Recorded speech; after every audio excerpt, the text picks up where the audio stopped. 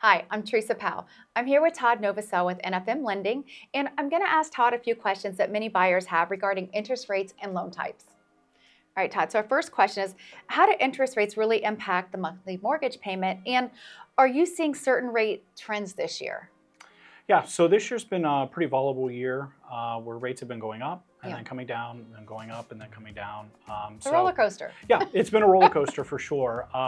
So good rule of thumb though, so that I put my buyers at ease. A 0.5% movement in interest rates, which is a pretty big move, makes about a $60 to $70 difference on about a $200,000 loan. Wow. So not significant. Obviously, every little bit helps, but 0.5% change in rate makes about a $60 to $70 difference in payment.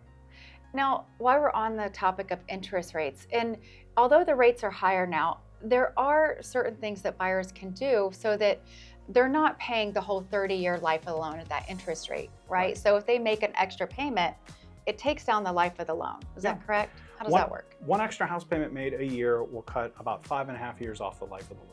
So Wow. a significant impact That's with huge. very little bit. Other things that they can do is they can look to potentially refinance. So more than likely the mortgage that they're taking out today, in a few years, rates hopefully will be better, and they could look to refinance that mortgage. So they're not just locked in at that rate forever. They can do something down the road to take care of that.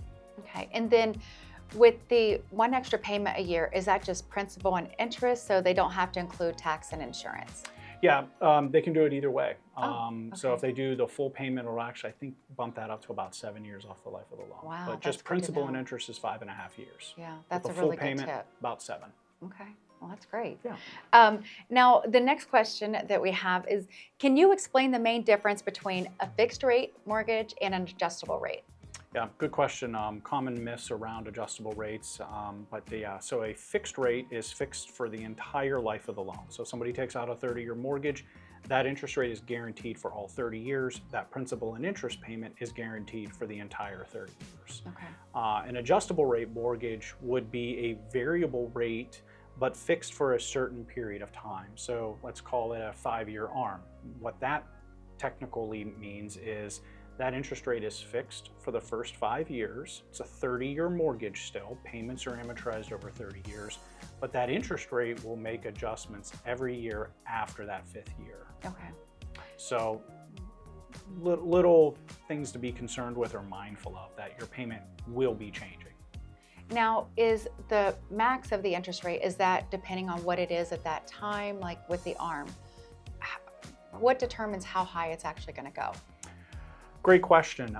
So typically what happens is there are caps that are installed and in place on those, and they're typically 2% each year. Okay. So that mortgage payment can't exceed a 2% from where it originally started. However, there's a little technical part of that, is that there's usually a 5 to 6% lifetime cap. So if somebody starts with a 6% mortgage, that mortgage typically won't exceed 11 or 12% no matter what interest rates go to.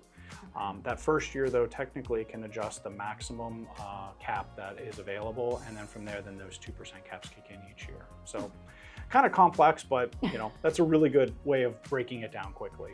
Now, is rate locking something that buyers should consider, and how does that work? Yeah, so I'm a big proponent of any time that somebody is in contract and we know the defined closing timelines, that we lock their interest rate for that appropriate period of time.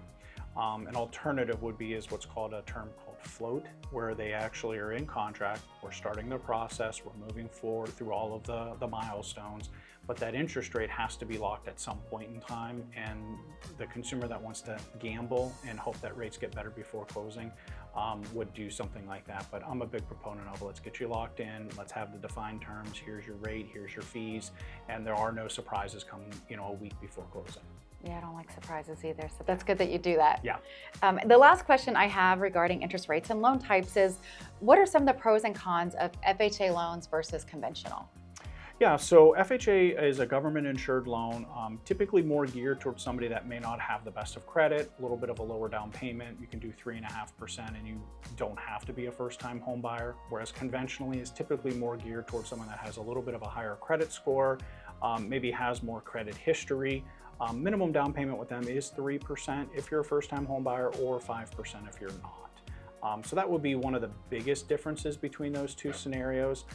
Interest rates are generally similar, although the credit score is not as important with FHA, so that's why a client might gravitate more towards that program. Conventional, you do have to have a little bit of a stronger credit profile to qualify for better terms and lower fees. Last biggest difference between FHA and conventional, FHA PMI, private mortgage insurance.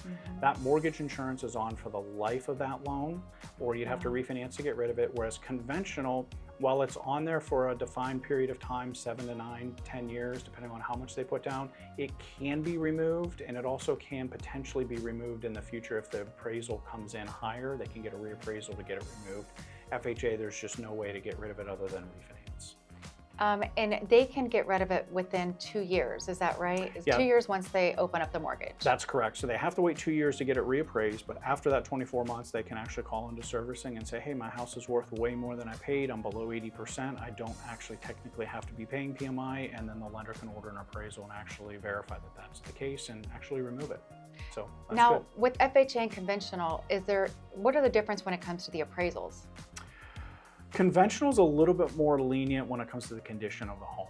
Okay. Biggest ones with FHA where a lot of people are concerned with doing FHA financing would be as if the property has peeling paint. That's a really big one that comes up under FHA, or handrails. If you have 3 or more steps, the appraiser is going to call for a handrail to be installed. Okay. Those are like the 2 big ones. There's some other minor ones out there, but the 2 glaring ones when you're comparing those types of financing.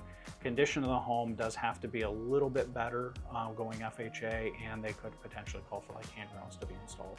Yeah, I know when I'm on the buyer side of transactions, so anytime I go through a house with a client, I'm always looking to see, are these, if they're an FHA buyer, are these things going to pop up on the appraisal where we know that we're going to need some wiggle room for the seller to be open-minded to repair some of these items, or we're not going to be able to get the financing. So it's really important to make those decisions early on so that you're not going in contract on a property that you may not get the appraisal satisfied. Yeah, so exactly.